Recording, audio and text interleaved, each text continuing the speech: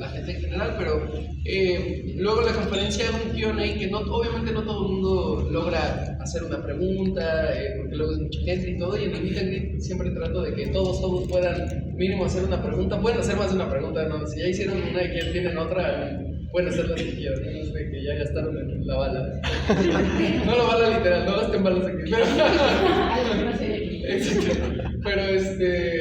Pero nada, pueden preguntar lo que sea. Un poco el Meet and Greet también lo que me gusta es que sea una plática entre amigos. Pueden grabar también las preguntas y las respuestas. Si quieren grabar su pregunta de qué quieren tener, pueden grabar, hacer lo que sea. Este espacio es para ustedes y nada, es como un poco para platicar entre nosotros y al final tenemos las fotos y firmas. Entonces, pues nada, ¿quién quiere ser el primero en preguntar algo? Hola. Hola. ¿Cómo te llamas? Soy tu tocayo. ¿Eres Emilio también? Sí, también me llamo Emilio. Está bien. Bueno, mi primera pregunta, bueno, no es mía, es por parte de una amiga, se llama Wendy. Lamentablemente, pues no pudo venir. Wendy. La pregunta que te tiene es, ¿qué se siente conocer a Timothée Chalamet? Fue muy cool, la verdad. El encuentro con Timothy se dio gracias a Cinépolis y a Warner, que ahora que cuando grabamos la de Duna parte 2, ellos sabían la historia de que yo lo había conocido hace muchos años y les parecía como un gran momento queremos que le cuentes tu historia a Timothy, que ya lo habías conocido y que después empezaste a grabarlo en las películas. Entonces tuvieron esta idea de hacer este encuentro tipo Actors on Actors, como que nos juntaran a los dos y hacer una entrevista como donde los dos platicaran. Y yo estaba muy nervioso, la verdad, porque dije, por favor, que sea una buena persona y que no sea un pendejo. Si no, me va a romper el corazón, ¿no? Y no, la verdad, yo creo que fue una sorpresa doble, porque no solamente es un tipazo, sino es un actor sumamente profesional. Es una persona súper sencilla y súper humana. Para que entiendan cómo se hacen un poco ese tipo de videos y de entrevistas, siempre las meten en un día que se le llaman los días de junket, que básicamente es al actor le ponen como 70 entrevistas en el día con chingos de personas, y iban a meter este video de tipo Actors on Actors en medio, como para hacerlo ahí en medio del junket. Y siempre por entrevista, por video, te dan como 2-3 minutos máximo, que no son nada, ¿no? Se pasa súper rápido. Y yo dije como, bueno, pues, o sea, con esos 2-3 minutos tienes que ser como el video más memorable que puedas de tu vida. Claro. Y fue muy cool porque de repente él empezó como a alargarse y a pedir más tiempo. El video iba a durar 3 minutos, terminó durando 8 minutos y medio. Porque pues, no paraba de hablar, él estaba como, quería más preguntas y quería platicar más. Claro. Y de repente el que un actor se toma el tiempo como de, no importa, alarguémoslo, igual puede estar aquí todo el día. Ok. La verdad es que es algo muy cool y es un tipazo, es una muy buena persona. Todo el elenco de Dune son muy buenas personas. Me tocó platicar con absolutamente todos, con Florence Pugh, con Zendaya, con Denis Villeneuve, con Josh Brolin. Entonces, con Austin Butler también. Entonces, que es un papacito. ¿Más que tú? ¿Más que tú? No sé. Pero sí, fue increíble, la verdad fue un tipazo y fue una experiencia súper bonita que obviamente cuando llegué a mi casa ya me senté llorando con mi mamá. Ay, qué bonito. En la entrevista estaba como, güey, no llores, no llores. Sí, no puede ser un Actors on Actors y uno de los actores llorando de que... Ponte pilas, güey, tranquilo, ya que sales ya lloras. Ya llegué a mi casa y ya me solté llorando. Y la verdad sí fue una experiencia increíble, gracias por ver el video.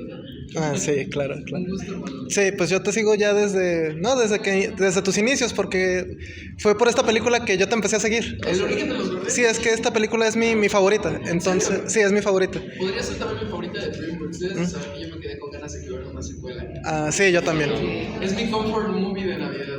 Sí. Entonces, esa y Wonka. Sí, claro. Entonces, la verdad es que yo también tenía muchas ganas de que hubiera otra película, pero gracias por ver mi trabajo ahí en el origen de los Guardianes. Sí. Fue igual de mis primeros como personajes importantes en cine, entonces fue muy padre grabar esa película. Sí, de hecho, aquí tengo la película. Perro, o sea, venías preparado. Sí, venía preparado. Sí. Muchas gracias. Sí, no. ¿Quién más quiere preguntar? A ver, allá. Hola. ¿Cómo te llamas? Cali. Hola, Cali. Quería saber qué se siente ser actor de doblaje desde joven. La verdad, eso es una grave. Ya empezamos las preguntas. A ver si venía preparado el maestro. La verdad, yo creo que he sido muy afortunado en siempre que cuento mi historia, como que empecé a los 5 años a trabajar, como que siempre veo las caras de las personas como, ese güey fue explotado, de que Luis Miguel la serie, ¿no? Y a ver, no les voy a mentir, sí me ha tocado ver muchísimos niños explotados en el medio, en doblaje, teatro, en cine, televisión, pero yo tuve la fortuna de que no solo nunca me explotaron mis papás, sino que como que me apoyaron con lo que me apasionaba desde niño, que sabía, siempre desde que tengo memoria sabía que quería ser actor. Me apoyaron con la condición de que yo siguiera yendo a la escuela normal como todos los niños y que no bajara mis calificaciones. Pero sobre todo también algo que les agradezco a mis papás es que extrañamente lograron que yo pudiera vivir como estas 2 vidas a la Hannah Montana, ¿no?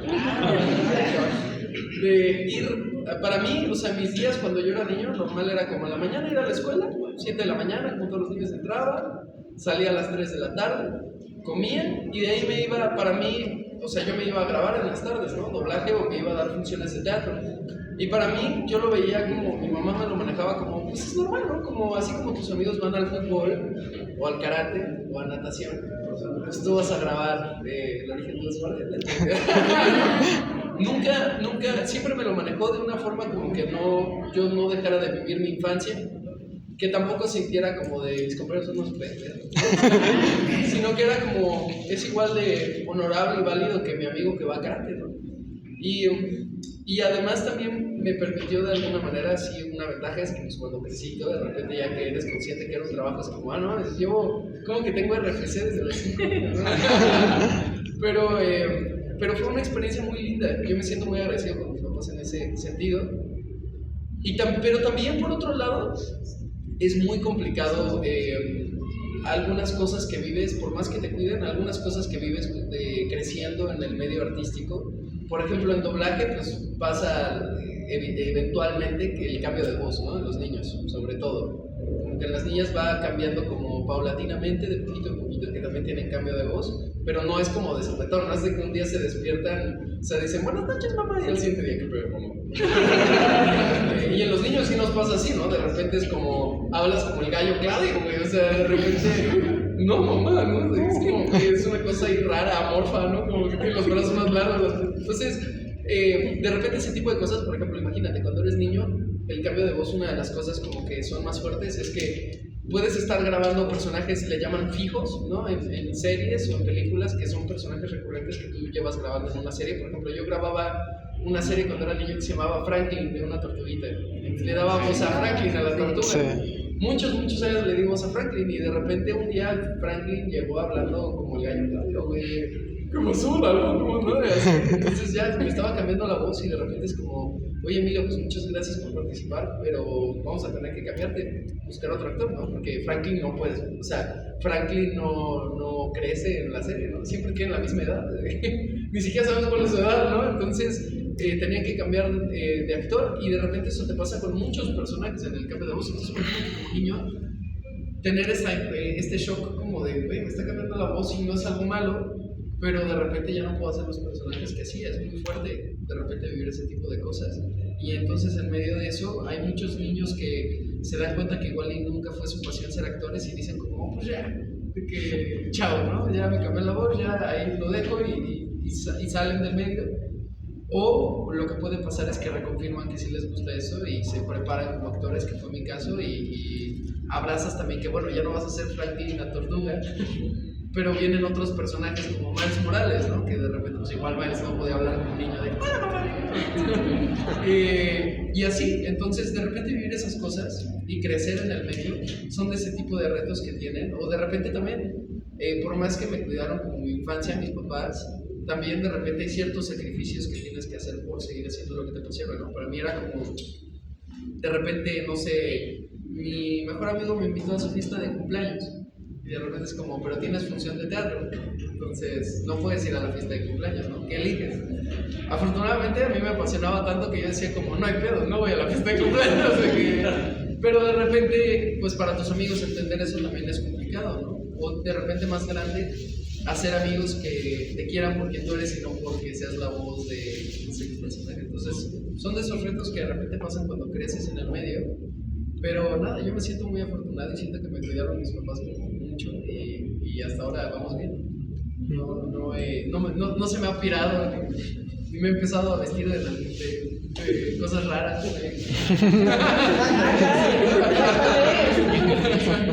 Pero sí. ¿Quién más tiene la pregunta? Hola. Sí, hola, mi nombre es María, bienvenidos a Catecos también. Hola, muchas gracias. Sí, mi pregunta, bueno, siempre pregunto a nosotros el personaje, pero me encanta su personaje de ella. Ajá. Y más sobre el personaje de ella. Muchas Y gracias. sobre todo sus palabras, y no sé si sus palabras son suyas, por parte de Becchio, como por ejemplo la de... ¿El yengle? Como la que a mí es de la segunda parte del proyecto, como la de... Pues todas esas cosas las metí yo, la verdad. Me encantaría decirte que fue el director y que yo cero, jamás se me ocurriría nada de eso. Mi mente no es así de oscura. Pero no, la verdad con Denji pasó que yo tenía muchas ganas cuando grabé Chainsaw Man y que me invitaron a grabar la serie. Me puse a leer el manga antes de grabar la serie porque tenía mucho, dije, si soy el protagónico, mínimo tengo que saber de qué va esta historia, ¿no? Porque aparte yo sé que, sobre todo en el anime, los fans del anime son de hueso colorado. O sea, los fans del anime es como, mira papi, yo ya leí el manga hasta donde ha salido el día de hoy, ¿no? Y se dan cuenta cuando de repente el actor es como ese güey, se nota que no tiene ni idea de qué está grabando y le agarró al personaje a la mitad de la temporada, ¿no? Y yo no quería que eso se sintiera, entonces me puse a leer el manga y me di cuenta obviamente que Chainsaw Man, aunque haya niños de 7 años que llegan de ¿firmas mi pochita? Es una serie para adultos, ¿no? Y que obviamente tiene un humor muy ácido. Y sobre todo Denji es un personaje que ha sufrido tanto en su vida que un poco la manera de defenderse ante el mundo y como de sobrellevar el dolor interno que tiene es a través de ser muy valemadrista, ¿no? Y tiene un humor como muy... no le tiene respeto a nada ni nadie, ¿no? Y entonces yo lo que pensaba es que si Denji creció en la calle y tiene esas circunstancias como personaje, o sea, creció en la calle, no tiene papá ni mamá, tiene un humor muy ácido, y tiene una oscuridad latente ahí el personaje todo el tiempo. Dije, no puede hablar como los demás protagonistas de anime, no puede hablar como Tanjiro, o no puede hablar como Naruto de veras, no puede ser como Denji no tiene un sueño tan claro como los demás, ¿no? O sea, todos los demás protagonistas del anime tienen convicciones muy claras, ¿no? Tienen una ética muy definida y Denji no la tiene, ¿no? Denji es como, ¿quién me va a pagar más? ¿Es conformista? Más conformista y un poco vive al día. Y lo cual me parece muy interesante del personaje. Y tiene obviamente una moral muy cuestionable que se ve rompiendo cada 5 minutos. Entonces yo decía, no puede hablar como los demás protagonistas de anime. Entonces quería darle un giro un poco como que se escuchara. Para mí era como de que Denji hablara de una forma tan particular que si tú escuchabas como en la tele a lo lejos Chainsaw Man, sabes como, güey, ese es Denji. O sea, ¿sabes? Y también quería hacerle homenaje, aprovechando como las circunstancias del personaje, a las series con las que yo crecí de niño, como Los Chicos del Barrio, donde de repente los chicos del barrio, pues, número uno a cada rato decía como, no sé, había un niño muy guapo que se llamaba Luis Miguel, no, hombre, le digo, no. No, hombre, soy una cosa de bárbara. Pokémon, pues yo me memes, ¿no? Desde la vecina del chavo, exacto. Entonces, pues yo el guajolote más sería padrísimo que Chainsaw Man tuviera ese sello que un poco se había perdido en doblaje. Y creo que la serie se prestaba perfecto, ¿no? No todos los proyectos se prestan a eso, lo más importante siempre es la historia y que lo que estemos haciendo esté ad hoc y en servicio de la historia del personaje. Entonces, bueno, pues yo decía, aquí yo creo que sí funciona. Y empecé a meterle cosas como el ñéguele, que era una frase que yo decía de niño, vete tú a saber de dónde la escuché, pero era como chiste interno de mi familia, que yo en una temporada cuando era niño todo el tiempo decía ñéguele, para todo, así de que ñéguele. Y entonces, no sé, por ejemplo, cuando a mi mamá le mostré Chainsaw Man y salió el ñéguele, me decía de que es neta que metiste eso en mi video. Mi mamá odia Chainsaw Man. No puede ver. Sí, mi mamá fue feliz cuando, o sea, mi mamá la mitad de los proyectos que he hecho es como de, güey, está fuertísimo, ¿qué te pasa, no? O sea, Invincible, no, claro que no. Mi mamá fue feliz cuando hice Wonka, me dijo, este es el tipo de proyectos. Ese es el niño que yo crié. Ese es el niño que yo crié, ¿por qué no puedes cantar y vender chocolates? ¿No? Sí, no, o sea, la primera vez que le quería mostrar Invincible se según yo, y mi mamá no le gustan los superhéroes. Entonces, la primera vez que la vi en Principal fue como, ¿qué es esta payasada? Into the Spider-Man, la primera película me decía, ay, no, como que yo hay 8 Spider-Man. La segunda ya le gustó más porque tiene este rollo de mamá e hijo y dijo, ese sí me gusta, pero el Chainsaw Man no le gusta, pero bueno, es trabajo. Me desvío muchísimo, ¿verdad? Definitivamente se puede mucho. Pero bueno, así es como nació y sí, todas esas frases yo se las metí y afortunadamente Crunchyroll también tuvo la apertura de que jugáramos un poco con el idioma.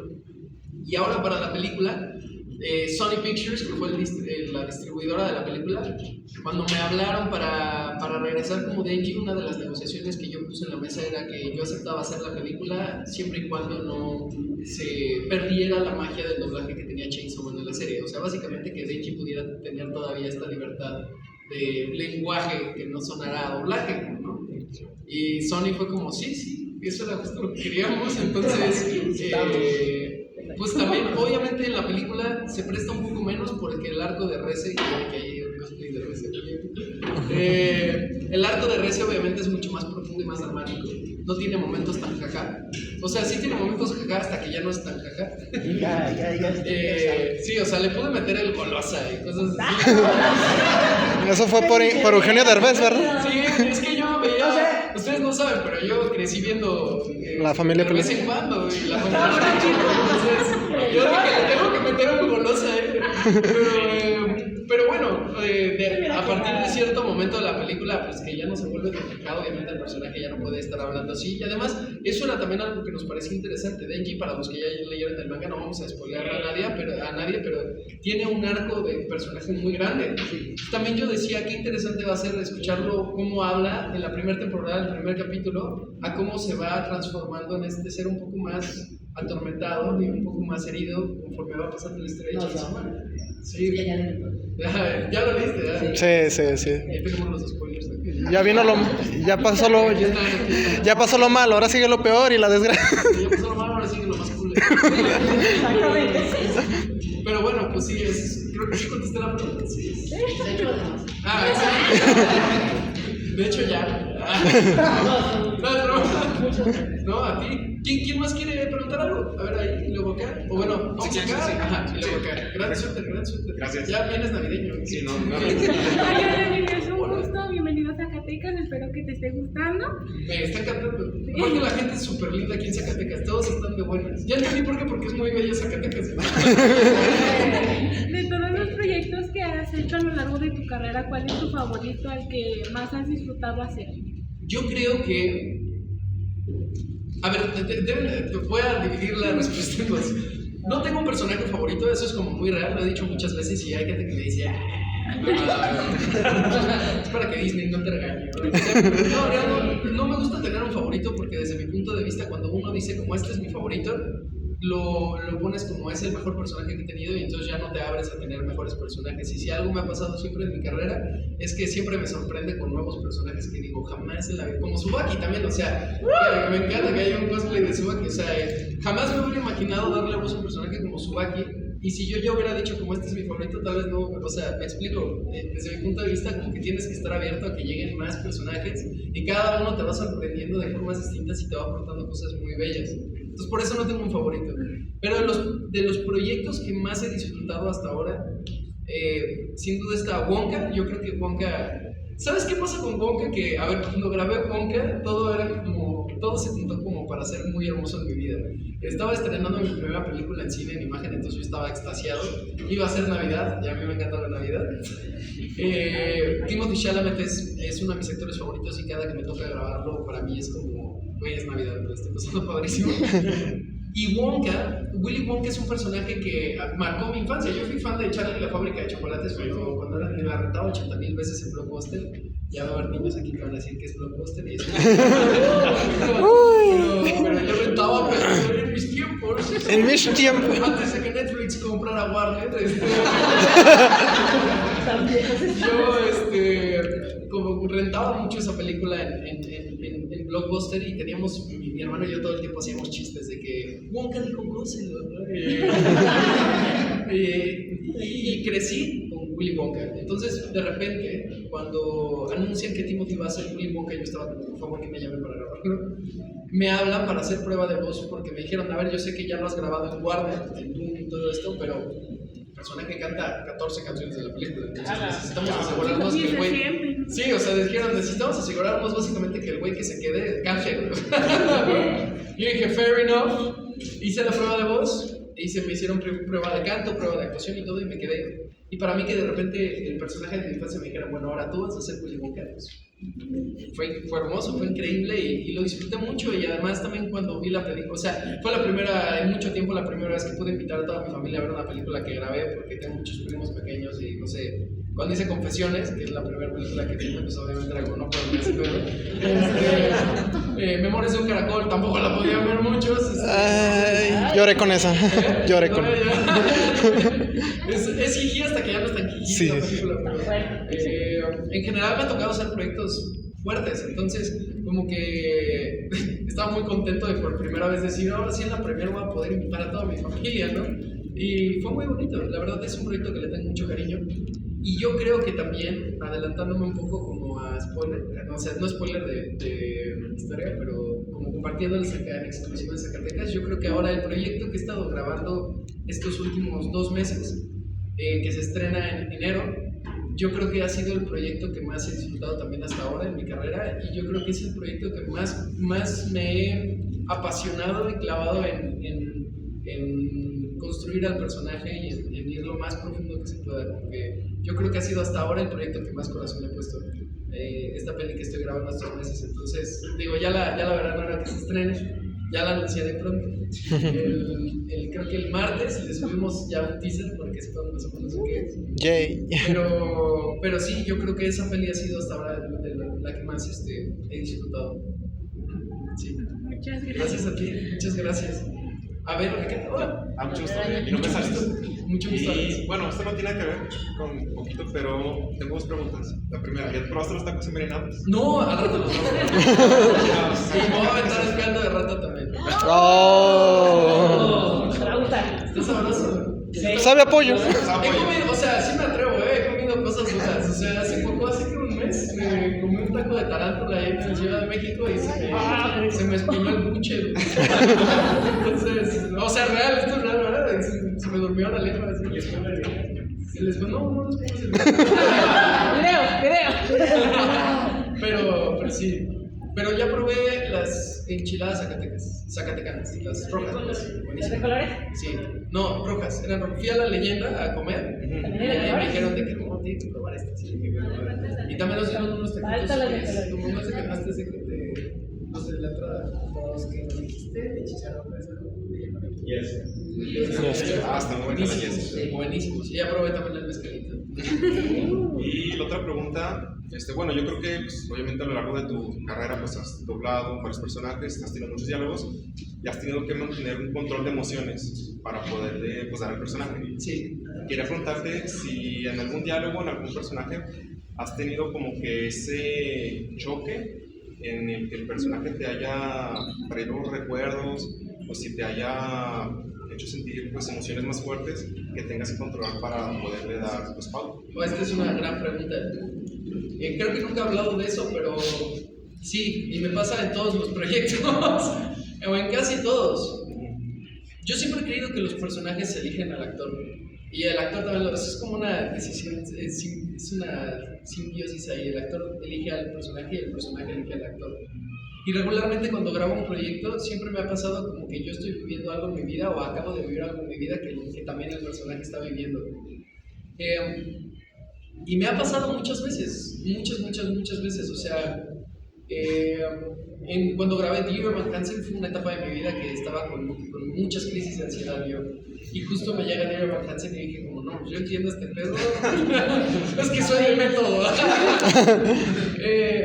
Y no sé, con Chainsaw Man también ahí hay cosas que de repente me recuerda como a cosas que he vivido. No tan así porque es otra cosa muy fuerte. Pero sobre todo creo que ahora con el último proyecto que acabo de grabar sí me pasó, lo cual es fuerte, como que con el proyecto que acabo de grabar, que les digo que se estrena en enero, una parte del personaje como que yo decía es muy fuerte porque la reconozco dentro de mí. Siempre todos los personajes nacen de ti, entonces tienen algo que es de ti, ¿me explico? O sea, Denji, por ejemplo, es un personaje que es de los que menos se parece a mí, en mi forma de ser, de los que he grabado, pero algo tiene de mí, si no, no podría yo interpretar a Denji, ¿no? Y mi trabajo es encontrar eso del personaje dentro de mí, aunque se me decía incómodo, ¿no? O sea, la primera vez que grabé Chainsaw Man, me acuerdo que, no sé, el capítulo 2 me dicen, bueno, un día quiero tocar unas tetas. Y yo volteé con Tao y le dije, güey, no voy a decir esto, o sea, ¿qué te pasa? Y me decía, no, bro, o sea, le dije, esto lo tengo que decir, güey, es canon, o sea, ¿Es parte del guión? Es parte del guión, es importante, y me decía, sí, es importante, ¿no? Entonces mi trabajo es, yo, Emilio, jamás en la vida diría eso, ¿no? O sea, nunca, pero ¿en qué circunstancia o en qué forma lo diría, ¿no? Entonces tengo que encontrar el personaje dentro de mí. Pero a lo que voy con este último proyecto que grabé, de la peli que estoy grabando ahorita, es que lo que me asustó un poco es que yo dije, este personaje, o sea, fácilmente podría ser como la parte, o sea, es muy lejano a mí, cero se parece a mí, pero dije, sí podría ser como, todos tenemos luz y oscuridad, sí podría ser la oscuridad de Emilio. Y eso para mí me asustó como que reconocer eso dentro de uno, ¿no? Sí. Lo cual también es un ejercicio terapéutico muy bello, porque cuando reconoces tu oscuridad la puedes controlar y puedes elegir como no hacer eso o no ir así. O sea, varias de las decisiones del personaje en la película, que ya verán, o sea, yo jamás haría eso, ¿no? O sea, nunca en la vida. Pero lo que era como aterrador es decir, como puedo reconocer mi capacidad de que podría llegar a hacer eso si se me pirara un día, ¿no? Entonces, sí, eso me pasó también, como que... Y aparte la película habla mucho de perseguir los sueños y todo, y como que estás dispuesto a hacer para alcanzar tus sueños, y puedo conectar obviamente con eso. Entonces, eso obviamente también es como fuerte. O sea, un poco la película es como... habla como de lo idiotas que podemos ser en nuestros 20 primeros años, ¿no? 21, 22, 23, que crees como que el mundo te debe todo, ¿no? Y no es así, entonces eso fue como interesante, como explorar, y fue fuerte también. Me pasa muy seguido, igual con Invincible ha habido escenas y capítulos que me llegan mucho y que para mí es como, bueno, espera. Entonces, sí, me ha pasado como muy seguido, me ha pasado muy seguido. Sí, gracias a ti. A ver, ¿qué más? Hola. Gran cosplay. Exactamente, es una pregunta de Sumaki. Claro. ¿Cómo fue hacerlo sin llegar a caer en la parte? Porque, pues, claro, ahorita estamos en una época que de todo se ofende, de todo lo que molesta. Y también lo mismo que preguntaron ayer, de que las palabras que dice, las palabras, los mecanismos, ¿también fueron de tu parte o eso ya se está? No, sí fueron de mi parte. Con Tsubaki fue algo muy bello. Cuando el director de la serie de Windbreaker se acercó a mí de que, oye, tengo un personaje que yo quiero que grabes. O sea, me dijo, no hay prueba de voz, yo quiero que tú lo hagas. Le dije, bueno, a ver, cuéntame un poco. Me platicó del personaje, me emocioné muchísimo. Yo dije, sí quiero hacer esto. Pero luego también me entró el miedo como de, si es correcto que yo sea el que interpreta a Tsubaki, ¿no? Porque además no está como muy definido si el personaje, o sea, es trans, o sea, como que no entra, no tiene un género y no entran en detalles, lo cual entiendo porque no es lo importante del personaje. Lo importante es Tsubaki, no si es hombre, si es macho, ¿qué importa? Lo importante es la esencia como tal de Tsubaki. Entonces yo dije como, bueno, mira, para mí la verdad es que sí fue una decisión como con truco, en el sentido de que yo sé que mucha gente que sigue mi carrera, me sigue mucha gente que le gusta los superhéroes, que le gusta Invincible, y me ha tocado también muchos fans como Macho Pecho Peludo, güey, me mama Invincible, y Chainsaw Man, y Denji, y Ñéguele, y todo, ¿no? Y que sé que siguen mi carrera como fielmente, que de repente incluso vi que en redes como que ya me hacían memes de que superhéroe joven lo va a ser Emilio Treviño, ¿no? Que como en esta figura como de Emilio Treviño tiene unos personajes como muy rudos, ¿no? Y traumados. Y entonces yo dije, sería muy bello hacer Windbreaker y que esta gente que sigue mi trabajo como ya de cajón, que lo que sea que estreno lo va a ver, presentarles algo que nunca en su vida elegirían ver. O sea, como que de repente no van a saber qué van a ver y de repente es como, ¡pum! O sea, ya están viendo Windbreaker y están conociendo a Tsubaki. Y para mí era muy importante hacerlo por la representación que involucra. y que justo siempre he tratado como de... yo nunca le hago el feo a ningún personaje y para mí una de las cosas más hermosas del arte es que nos unifica a todos y baja las barreras entre todos, nos hace empatizar y vernos a todos, como ir a ver Chainsaw Man y decir yo podría ser Denji, ¿no? O ir a ver Wonka y decir esa es la relación que yo tengo con mi mamá. Entonces con Tsubaki para mí el reto fue explorar mi energía femenina sin que cayera en un cliché, en una falta de respeto para la comunidad LGBT, pero que también fuera desde un lugar real, o sea, que no fuera como voy a fakearlo, sino realmente explorar mi feminidad para el personaje y prestársela y permitir que mis fans que ven de repente fuera como, órale, este personaje de mí no tiene nada que ver, ¿no? Este personaje que además para mí, yo subo aquí algo que me parece muy bello, es que creo que combina estas dos energías, femenina y masculina. O sea, Tsubaki puede ser la persona más sensible y amorosa de la vida y también tiene una firmeza y una impone. O sea, Tsubaki es líder. ¿Me explico? Tsubaki, ya, según yo no estoy spoilando, ya sale toda la temporada, ¿no? Pero Tsubaki cuando pelea es el personaje que más impone de todos, que es como, no mames, o sea, güey, te van a partir la madre. Ajá. Entonces para mí eso era muy interesante, como poder explorar esas dos cosas y mostrarle a mi audiencia una posibilidad diferente de personaje también. Y de alguna manera bajar esas barreras, como de si puedo contribuir en algo yo eligiendo esos personajes a la comunidad, siempre lo voy a hacer. Entonces para mí, siempre lo he tratado de hacer, ¿no? También había hecho la serie de Love Victor muchos años, que también me gusta mucho. Y sí, como te dije, creo que Tsubaki es una gran oportunidad para explorar algo así más en el anime que yo venía de hacer como a Mike y a Denji, estos personajes muy diferentes. Quería muchas ganas de hacer a Tsubaki. Espero que haya salido bien.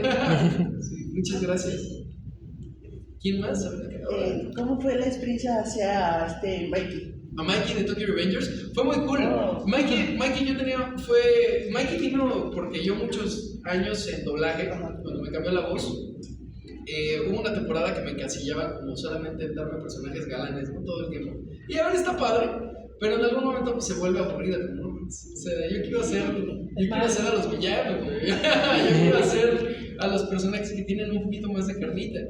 Y entonces yo todo el tiempo me estaba reportando de que, güey, personajes pirados con desórdenes mentales, me reporto, güey, ¿no? Y entonces todo el tiempo estaba reportando y de repente Héctor Ireta, que es el director de Tokyo Revengers, me dijo, a ver, ¿tú qué quieres hacer villano? ¿No? Sí, bueno, pues te tengo un gran personaje, se llama Mikey y es una mezcla entre es el héroe de la serie y también es el villano de la serie. Tiene una oscuridad muy grande y al mismo tiempo es el protector de todo su clan. Entonces no dudé ni 2 segundos en decir que sí a Tokyo Revengers y gracias a Tokyo Revengers llegó Chainsaw Man porque Tavo Campos, que es el director de Chainsaw, había visto mi trabajo en Tokyo Revengers y como que dijo, este güey puede hacer ese tipo de personajes y por eso también dijo, creo que puede hacer a Denji de Chainsaw Man, pero sí, Mikey fue el primer personaje que tuve que empezó a irse más como personajes un poco más zafados. Sí, a ver, ¿quién más? Hola. Hola, me llamo Dana. ¿Cómo fue tu experiencia grabando Plunder? Plunder. Fue muy padre porque ese es otro que yo también metí la mitad de las cosas que dice. Plunder fue una serie muy bonita porque igual también cuando me hablaron para la serie me explicaron que tenía un humor muy ácido la serie, no se tomaba en serio así mismo la serie. Y la grabé en pandemia, cuando empezó el encierro del COVID. Plunder la grabé vía remoto con un micrófono en mi cuarto conectado con el estudio, así se grabó Plunder. Entonces, pues para mí yo venía de meses de no estar grabando ni trabajando por el encierro porque todo cerró, ¿no? Todas las productoras cerraron y todo. Y de repente Plunder fue la primera serie que grabé en pandemia como el comeback de ya estoy de vuelta en la chamba. Entonces yo venía con ganas de divertirme y de pasármela padrísimo. Y pues así fue cuando de repente, no sé, grabando con Alan Velázquez, el director, que viene a la siguiente edición, de hecho, del Dracomic Fest, le dije, oye, ¿y si le metemos estoy todo chiquito, todo panzón, y un poquito menos no te mueres de hambre, ¿no? Y así. Y empezamos a jugar y a divertirnos y también igual fue un éxito, como que de repente fue de las primeras series en pandemia que le empezaron a hacer edits por el doblaje, antes de que existiera Chainsaw Man y cualquier cosa. Entonces fue muy cool, la verdad yo un Plunderer le tengo y fue un poco mi experimento para pre-Chainsaw Man. No lo sabía en su momento, pero fue un poco el experimento de ir viendo qué funcionaba y qué no. Y yo me quedé con ganas de que hubiera otra temporada de Plunderer, ojalá que sí haya otra. Empecemos. La hacemos. Vamos a recolectar films. Aquí me voy. Que yo siempre me pregunto, ¿no? ¿Qué hacen con las recolectas de firmas? Es como. De verdad. Tenemos 160 firmas. Hola. Hola, mucho gusto. Mucho gusto. Espero que te la estés pasando bien. Mi pregunta es si alguna vez te ha costado más conectar con algún personaje, o que haya sido un reto, no sé, más grande para ti. Sí, ha habido personajes con los que conecto muy rápido. Sí, o sea, ha habido personajes con los que conecto súper rápido, como la Martis de Goku.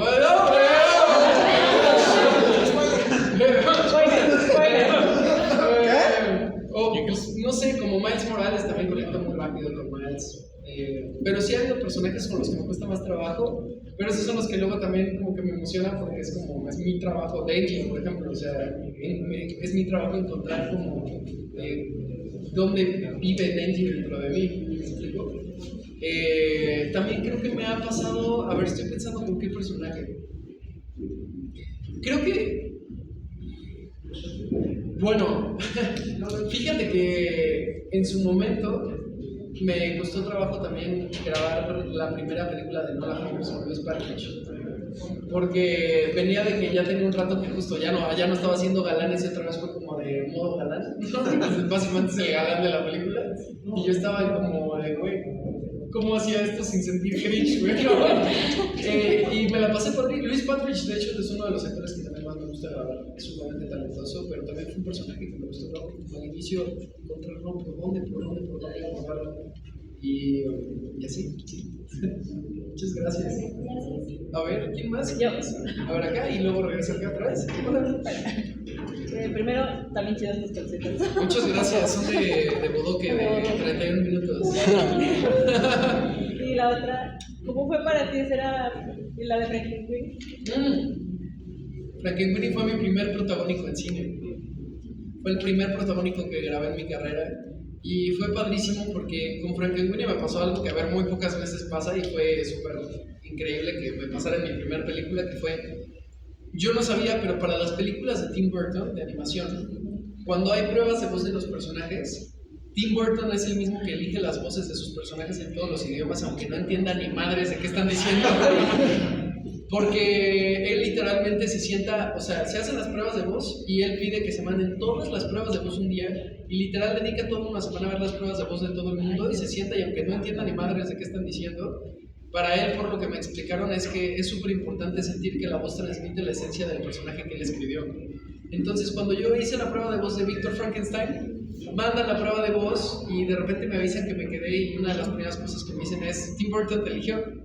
Y entonces, cuando me dicen eso, yo dije, ¡ay, acá! Un intento, Mi amiga Marta de baile, güey. Y dije, claro que no está pasando eso. Ya grabé la película, todo chido. Y después, cuando se estrena la peli, me invitan a mi primera convención para dar una conferencia junto con Alison Abate, que Alison Abate es la directora de animación de todas las películas de Tim Burton, desde El extraño mundo de Jack. También ella ha hecho sus propias pelis, Fantastic Mr. Fox, La gran aventura Lego. Entonces, es una productora de animación muy cabrona y ella es la mano derecha de Tim Burton. O sea, ella es su bestia, ¿no? Entonces, voy a dar la conferencia con ella. De hecho, creo que la foto está ahí en Google. Si la buscan, pues está ahí la foto que estoy con Alison Abate en la conferencia. Así. Me prestó una de las maquetas reales de Frankenweenie con las que filmaron y yo me la da para una foto y mi mamá de que no lo vayas a romper. Nos endeudamos de por vida, cabrón. No va a haber, o sea, cinco Frankenweenies no van a alcanzar para pagarles la maqueta. Y entonces, platicando con ella, de repente me vuelve a decir, nos gustó mucho tu prueba de voz cuando la escuchamos. Y yo dije, ¿qué? Me dijo, sí, yo la elegí junto con Tim Burton, vemos toda, y me repitió lo mismo y dije, cabrón. ¿Cómo, güey? ¿Cómo? O sea, ¿me estás diciendo que Marta de Baile era amiga de la reina? Pues ya me dijo, sí, o sea, eso es real. Nosotros aprobamos todas las pruebas de voz y tu voz sentíamos que tenía la esencia de Víctor y ahora que te conozco lo vuelvo a reafirmar, sí eres Víctor, ¿no? Entonces para mí fue muy bello y esa fue mi primera película en doblaje y sentí como que mi primer protagónico me eligió Tim Burton y Alison Abbey, para mí es como, sí está cabrón.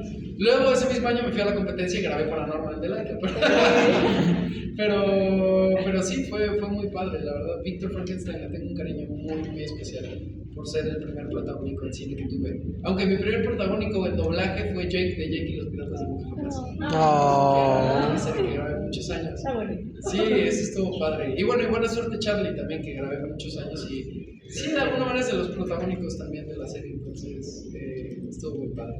Qué bonito. Muchas gracias. Espacio para últimas 2 preguntas. Perfecto. Sí, contesto rápido para que haya 3, a ver. Bueno, pues ya me mencionó que pues, cosas de niño, pues ya está todo mención y todo. Ajá. Pero no posiblemente uno meterse como en otra proporción, o sea, que hubiera sido probablemente ¿De dedicarme a otra cosa? sí, o sea, que hubiera elegido el niño de antes. Yo creo que siempre Emilio hubiera elegido ser actor, pero si no hubiera sido actor, yo creo que hubiera, o tal vez me hubiera enfocado más en la música, porque toco la batería, entonces me gusta mucho la música, tal vez me hubiera enfocado en eso, o si no, hubiera sido psicólogo, eso me gusta mucho, la psicología me gusta mucho, o si no, creo que me hubiera gustado ser como curador de arte o algo así, eso hubiera estado padre. ¿Sí? Restauración. ¿Estás estudiando eso? Me parece piquísimo. Está muy cool eso. Aparte es una carrera súper difícil. No es tan fácil. Oye. ¿Llegaste a tener una relación con Pepe Vilchis en el rodaje de Enola Holmes? Con Pepe me llevo desde hace muchos años. O sea, para Enola Holmes ya éramos compas desde hace muchos años. Pepe fue igual de los primeros directores con los que trabajé.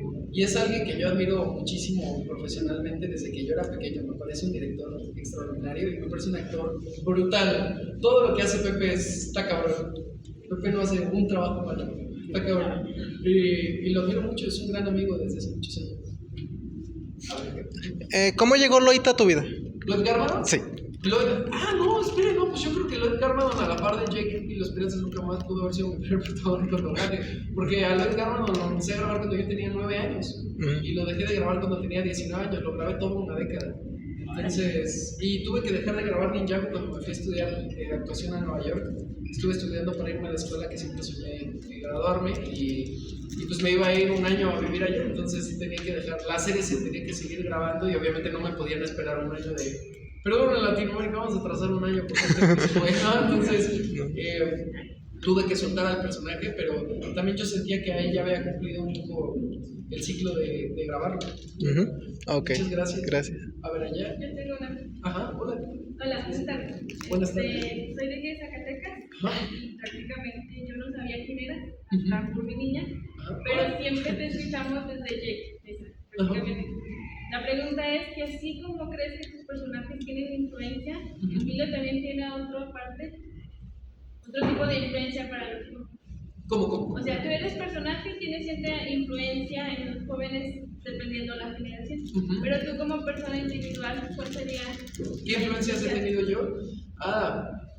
Pues una gran... Creo que ha habido de actores y actrices que han inspirado mi carrera, yo creo que hay muchos. De doblaje, sin duda Pepe Toño Macías ha influenciado mucho mi carrera. Pepe Toño Macías fue el primer director que tuve en doblaje, entonces gracias a él un poco yo entré al medio y sin duda marcó un poco mi manera de trabajar en muchas cosas, sobre todo como en la parte técnica y de ser perfeccionista.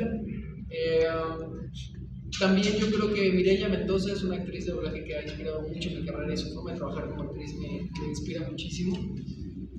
Y yo creo que de actores en general, desde que era pequeño, o sea, de mis actores favoritos siempre fue Heath Ledger y Joaquin Phoenix, y Marlon Brando. Entonces un poco, también por eso en algún momento me quise ir a estudiar a Nueva York, a Strasberg, específicamente ahí.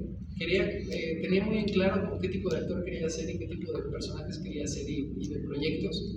Y sí, yo creo que esos son los actores que han inspirado muy fuerte mi carrera. Y Sí, yo creo que ahorita que me vengan ellos. También como de doblaje mexicano, sin duda Tintán, para mí, yo creo que ha sido uno de los mejores actores que ha habido, no solo de doblaje, sino de México. Y su forma de trabajar también creo que me parece hermosa y como súper honesta, y que no tenía miedo como a impregnar su esencia en los personajes. Y eso me parece increíble. Entonces, sí, yo creo que también. Muchas gracias. Lindos. Vamos a comenzar. Voy a irme en este orden.